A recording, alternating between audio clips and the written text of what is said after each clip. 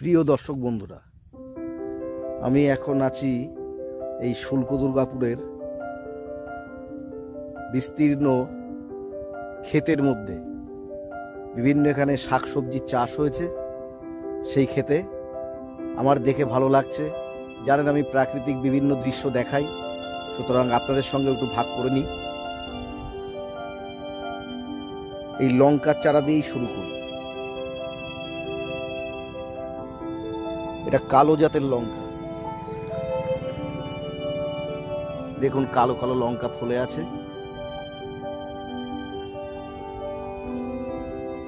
এই যে ফুলকপি চাষ করা আছে,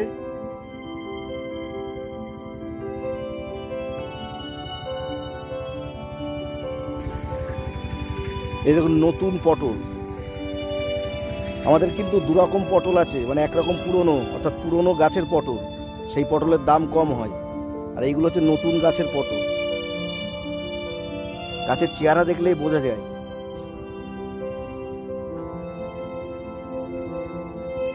পটলে ক্ষেত ভরপুর।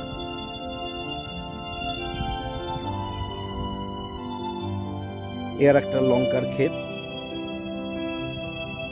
আচ্ছা, এই জাতটা মনে হয় আলাদা না? সরু, ওই লম্বা।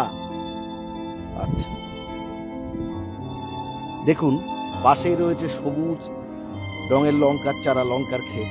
আর এই পাশটায় দেখুন কালো লঙ্কায়, এই পাশটায় দেখুন এই লঙ্কাগুলো কৃষ্ণকলি।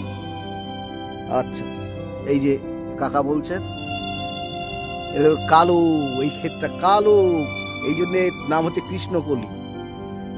আর এই জাতটার নাম কি? এইটা বুলেট। আপনার নামটা কি? কার্তিক সরকার।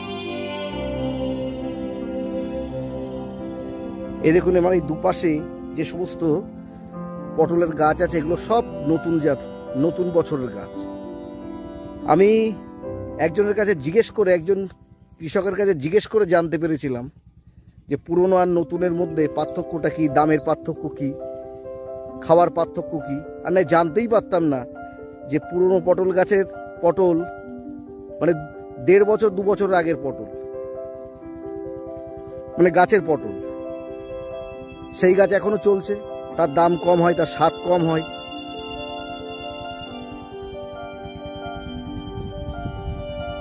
দেখুন, পটল ক্ষেতের মাঝে মাঝে এই যে বাঁধাকপির চাষ।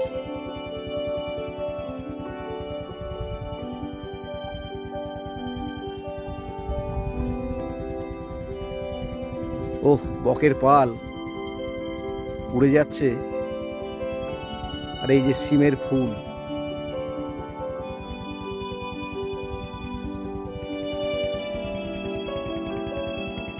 মাঠ ভরা গেন্দা, হলুদ গেন্দা, সব বাজারজাত হবে।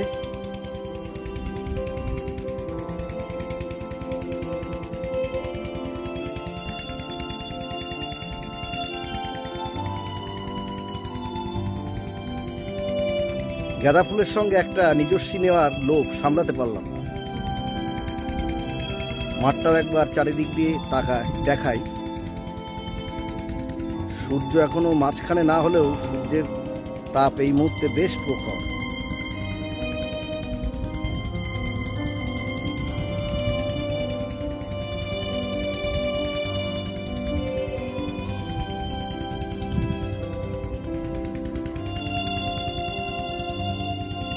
পিছনে একটা তাল গাছ আছে।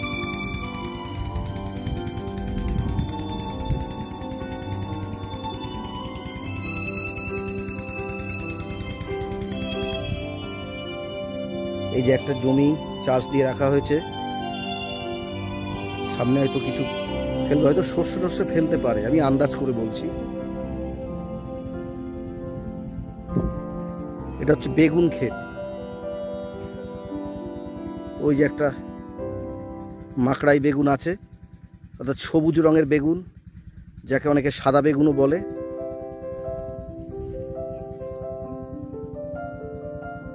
শিম আর শিম ফুল দুটোই পেয়ে গেলাম একসাথে।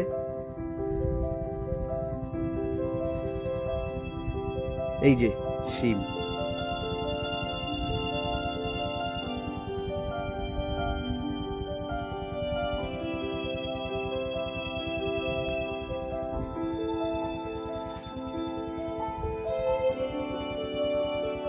আলের উপর দিয়ে এখন হাঁটছি।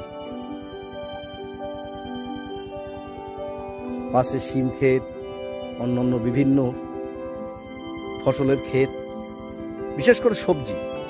এই মাঠের দিকটায় আর উন্নত জমিগুলোতে সাধারণত সবজিরই চাষ হয়।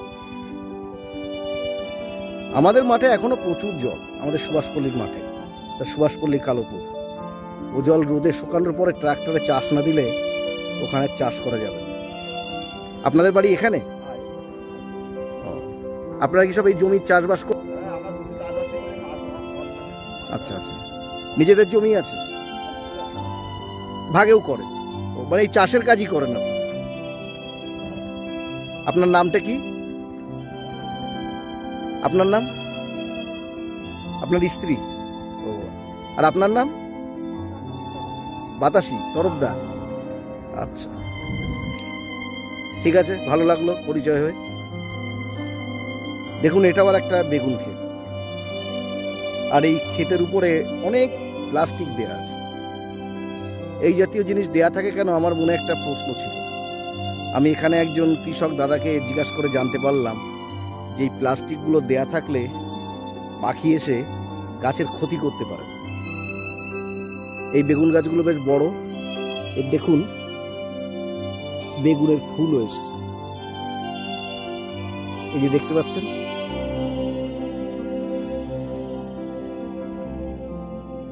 এই যে গাছে বেগুনও ধরেছে, বেশ বড় হয়ে গেছে, বাজারজাত হওয়ার মতোই।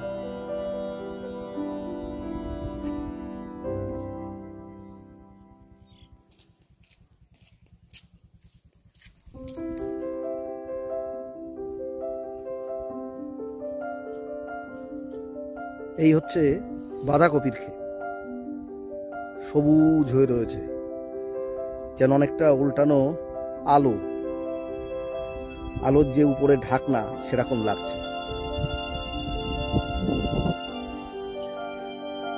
একটা গরু বাঁধা, ওবার দেখে নিল, মনে করলাম আমি শত্রু কিনা। এটা দেখুন, এটা হচ্ছে বেগুনি রঙের বেগুনের ক্ষেত।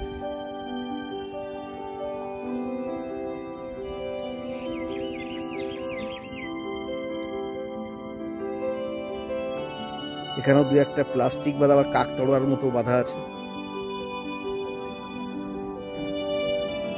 এই দেখুন, সবুজ হয়ে রয়েছে। এই ক্ষেতটা সর্ষে হবে, সর্ষে ক্ষেত, সর্ষের ছড়িয়ে দিয়েছে। এই যে সর্ষের চারা বেরিয়ে গেছে, এর পাশেই দেখুন লাল। আপনার নাম কি দাদা? আপনার নাম কি? আপনার বাড়ি এখানে? আপনি এবার কি লাগিয়েছেন? তো সব রকম এই মানে আপনার এই সব হচ্ছে আপনার সবজি, তাই তো? আচ্ছা, এই যে বাঁধাকপিগুলো, এগুলো কবে নাগাদ উঠবে? আচ্ছা আচ্ছা, ইনি তেল দিচ্ছিলেন ওনার জমিতে। দেখুন কত ফসলের বৈচিত্র্য, এর মধ্যে কলাইয়ের দেখাও পেয়ে গেলাম। এগুলো সব এর মধ্যে লাগিয়ে দিয়েছে, যা হয়।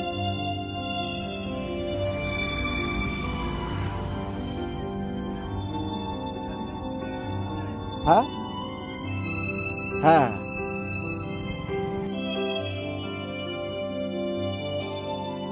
লাল, নীল, সবুজ। আমাদের বাংলা বিভিন্ন ফসলের সমাহার নিয়ে একেবারে সমৃদ্ধ। সেখানে লাল রঙের ফসল আছে, লাল শাক, সবুজ, সবুজ তো দেখতেই পাচ্ছেন। মানে আমরা খুব সমৃদ্ধ। আর আজকে আমি এক জায়গায় অনেকগুলো ফসলের দেখা, গাছের দেখা পেয়ে গেলাম। এটা যে তেজপাতা গাছ, এখানে তেজপাতাও লাগানো আছে।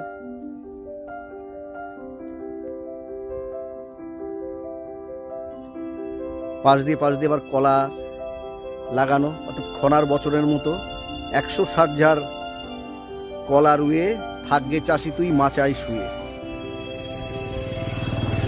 যে দাদার সঙ্গে কথা বলছিলাম উনি ওই যে জমিতে তেল দিচ্ছে, এ হচ্ছে উচ্ছের ক্ষেত।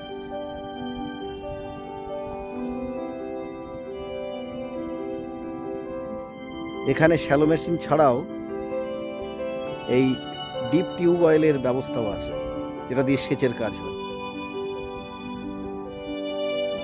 দেখুন পথের পাশে অবহেলায় পড়ে থাকা এই গাছটা ফুল উপরে কি সুন্দর লাগছে। এখানে অনেক বাবলা গাছ আছে, বাবলা গাছ আমাদের ওদিকে এখন দেখাই যায় না।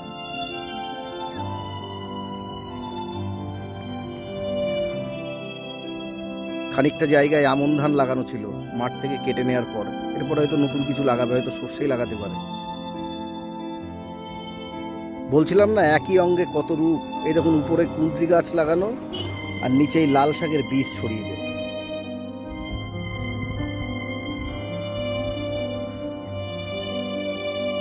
এসব জায়গা দিয়ে যেতে তো মন চায় না, তবু তো যেতে হয়। আজকের মতো বিদায় নিই এই লাল, সবুজ, হলুদ বিভিন্ন রঙের সমাহার থেকে। আবার দেখা হবে নতুন কোনো চলচ্ছবিতে। চলি, ভালো থাকবেন, টাটা।